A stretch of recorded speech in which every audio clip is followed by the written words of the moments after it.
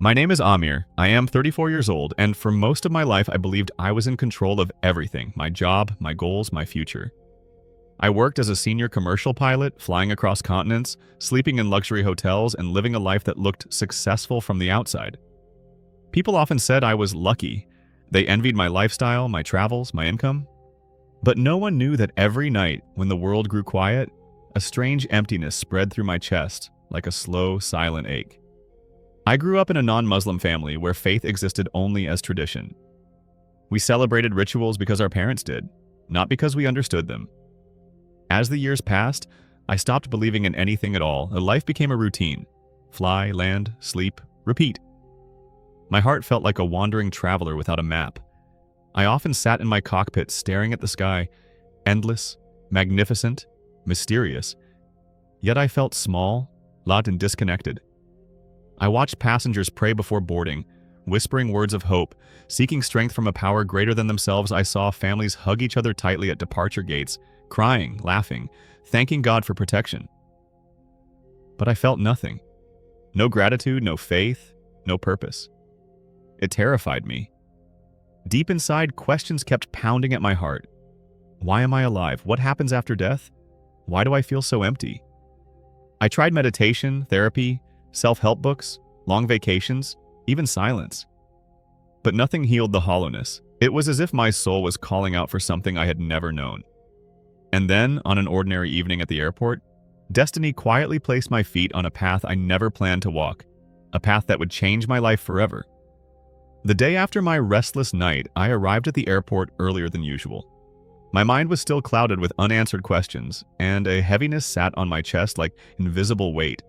I walked through the bustling terminal trying to distract myself, but destiny had quietly arranged something I could not escape. Near gate 27, I saw a small commotion.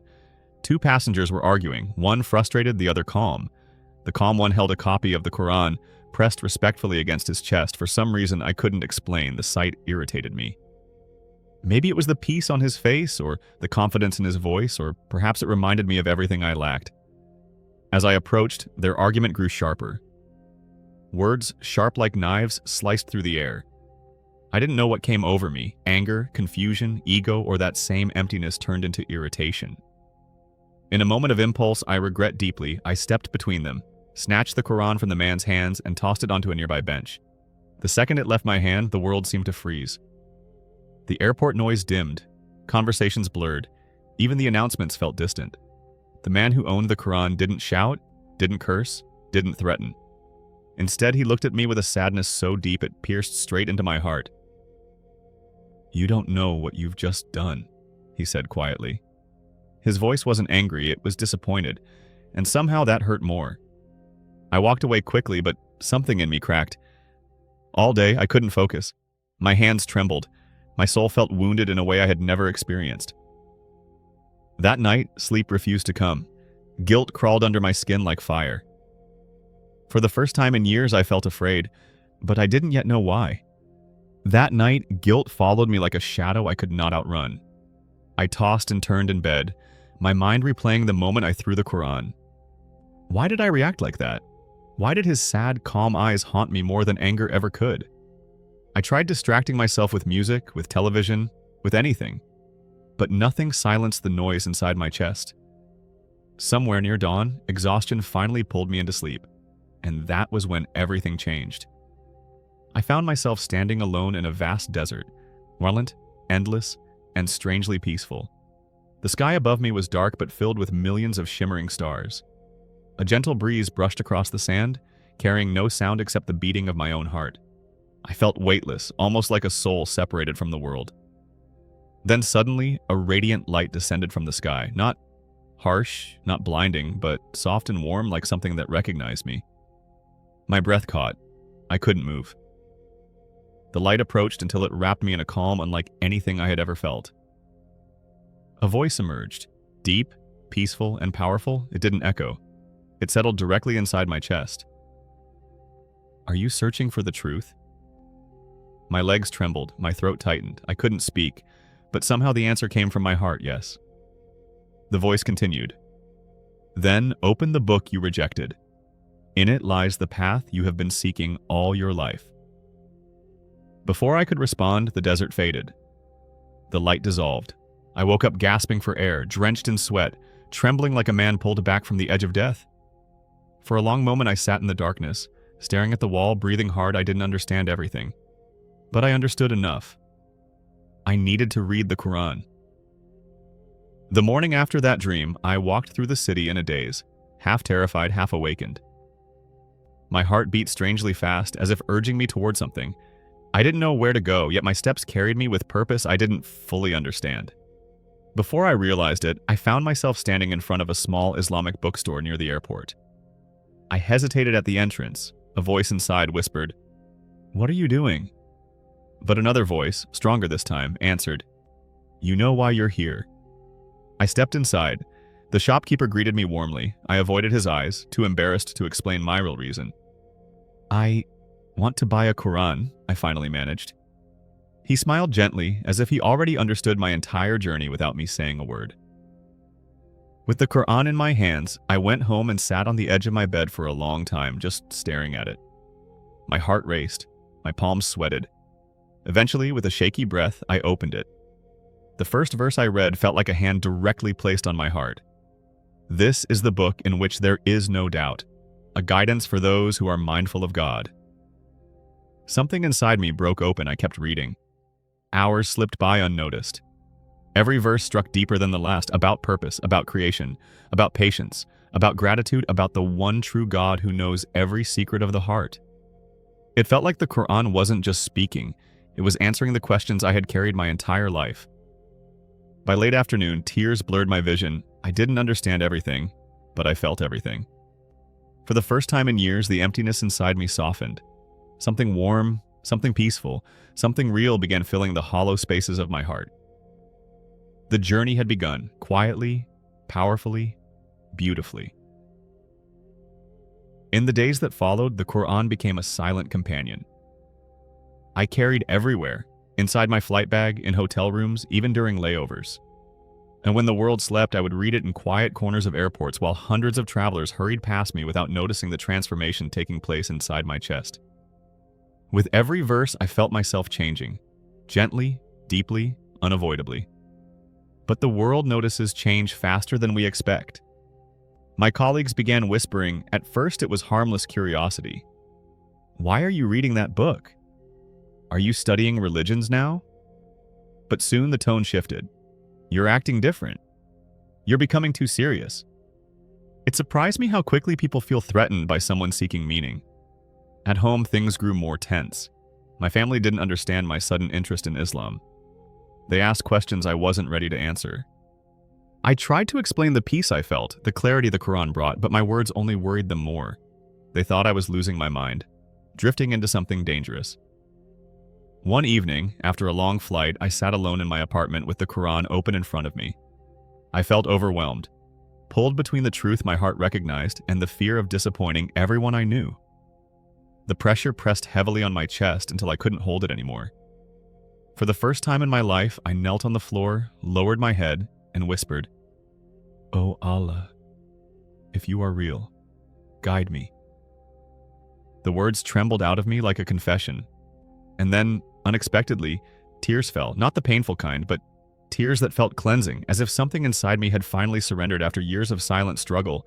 I didn't know it then, but that moment, simple, quiet, unnoticed, was the turning point of my destiny. Days turned into weeks, and my heart kept moving toward a truth I could no longer deny. Every time I opened the Quran, I felt a calm that nothing in my life had ever given me. Verses about mercy, hope, patience, forgiveness, and the nearness of Allah wrapped around my soul like a warm cloak. My life, once loud and restless, became quieter inside.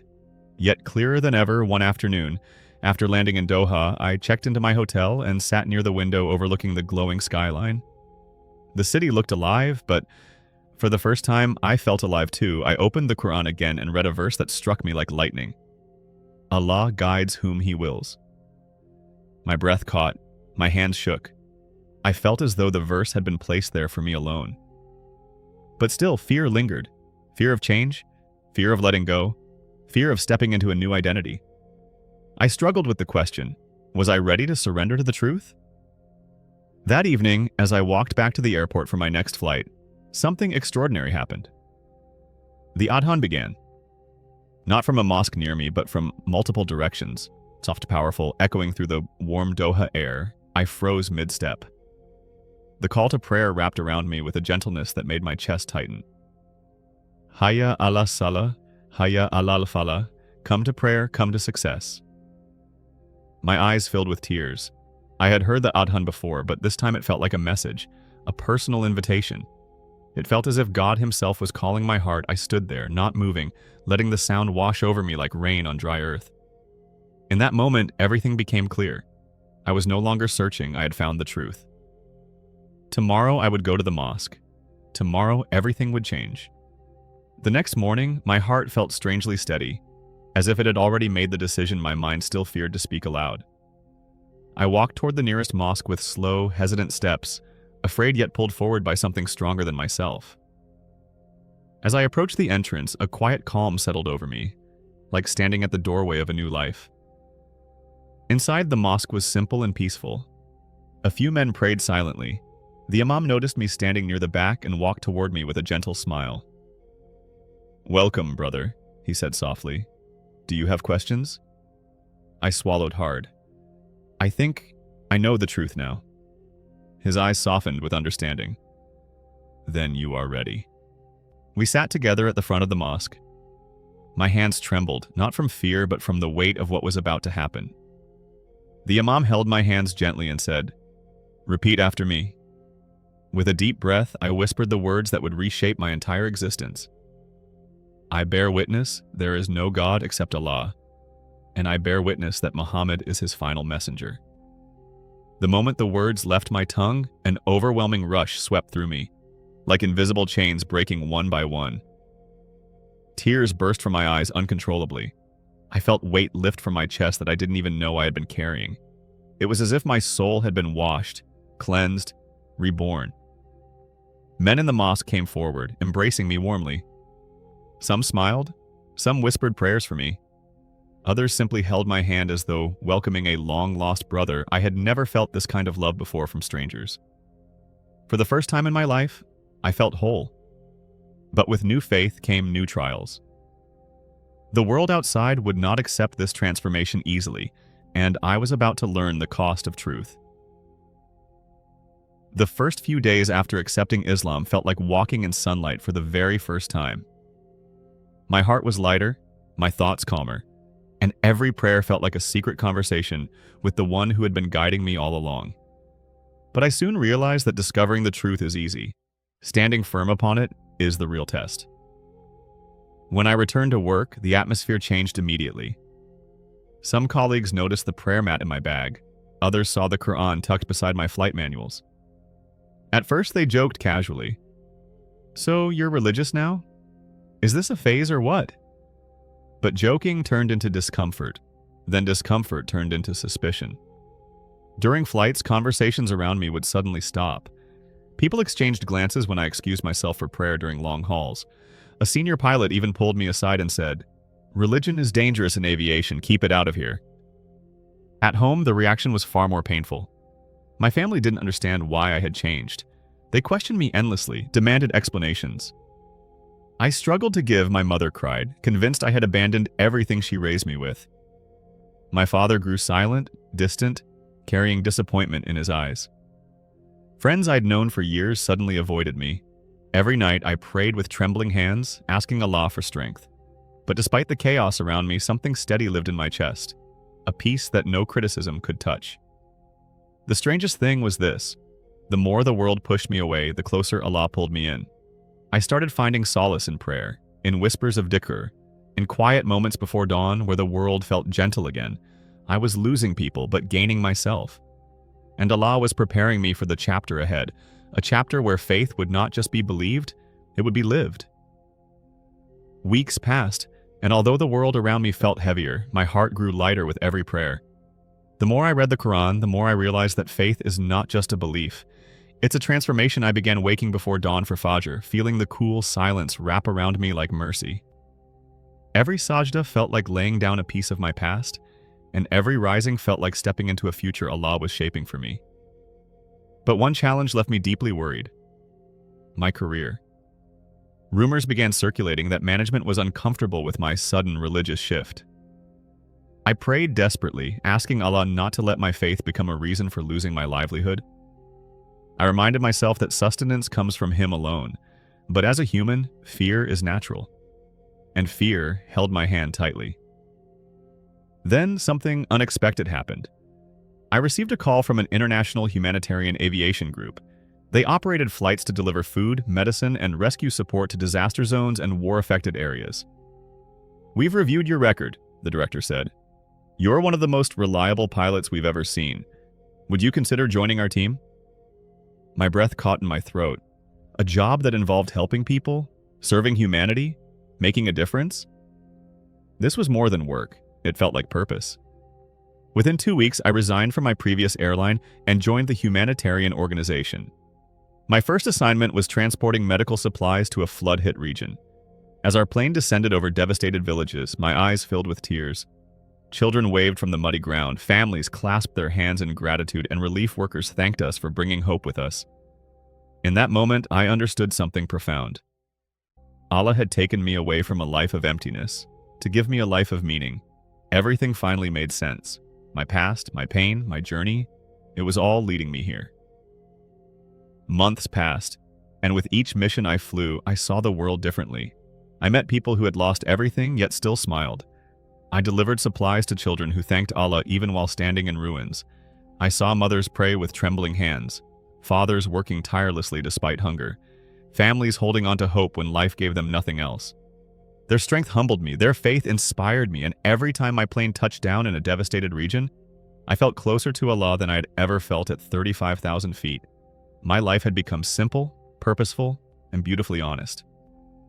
One evening, after completing a long mission, I sat alone by the wing of the aircraft, watching the sunset bleed into shades of gold and orange. The sky looked like a canvas painted by the very creator whose words had changed my life. A warm breeze brushed against my face. I closed my eyes and took a deep breath. I thought about who I used to be. Lost, empty, restless. I thought about the moment I threw the Quran and the dream that pulled me back. I thought about my first sajda, my first tear, my first adhan, my first shahada. Every memory formed a chain that led me exactly here. I whispered softly, "Oh Allah, thank you for guiding me when I didn't even know I needed guidance." I realized something profound that night. Guidance is not found, it is given. And it is given to hearts that finally stop running. Today, I am no longer the man chasing luxury or applause. I am the man who found peace in prostration, purpose in service, and identity in Islam. My journey doesn't end here. It begins every dawn when I place my head on the ground and whisper, "Alhamdulillah," for everything.